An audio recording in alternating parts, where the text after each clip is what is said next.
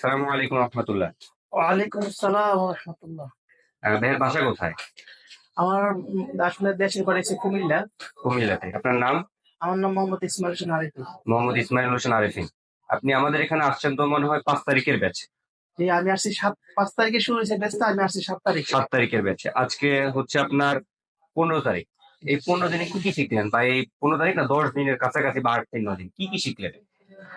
আলহামদুলিল্লাহ এই ১০ দিন আলহামদুলিল্লাহ অনেক কাজই শিখছি। এর ভিতরে আপনার charging port, SIM base, network আইসি, হুম হুম তারপরে যে আপনার নেটওয়ার্ক বেস, হুম এগুলো আলহামদুলিল্লাহ পড়া হয়েছে। হুম। এখন আমাদেরকে আমরা হয়তোবা কালকে আমাদেরকে এই আপনার আইসি রিবিল্ডিং করা হবে আরকি। তার মানে আপনাদের বেসিক কাজ প্রায় শেষ। মানে বেসিক কাজ মাদারবোর্ডের বেসিক কাজ প্রায় শেষ। আপনারা অ্যাডভান্স কাজের দিকে হচ্ছে অগ্রসর হচ্ছে। জি, জি। আচ্ছা, আমাদের এখানে দৈনিক কত ঘন্টা করে ক্লাস করতেছেন আপনি? আমাদের এখানে করতেছি আলহামদুলিল্লাহ উনারা তো বলছে ৬ ঘন্টা, দেখা যায় ৭ ঘন্টা করতেছি আমরা। 7 ঘন্টা করতেছে। জি। আর আমাদের এখানে থাকা খাওয়ার ব্যবস্থা সম্পর্কে আপনার কোনো কিছু বলার আছে কিনা? বা আপনারা যে থাকতেছেন, খাওয়া খাচ্ছেন, এগুলো নিয়ে কোনো অভিযোগ আছে কিনা?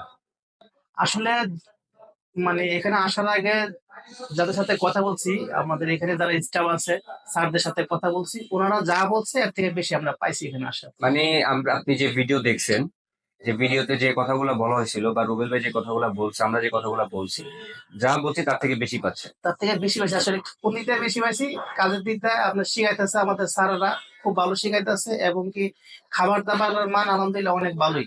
খাবার দাবারের মান অনেক ভালো, যাক আলহামদুলিল্লাহ। আর 40 দিন কাজ শিখে আপনার কি মনে হচ্ছে? আমার মনে হইতেছে ইনশাআল্লাহ ৪০ দিনের কাজ ইনশাআল্লাহ শিখতে পারবো। 40 দিন কাজ শিখতে পারবেন। ইনশাআল্লাহ। আপনি আগে কোথায় ছিলেন?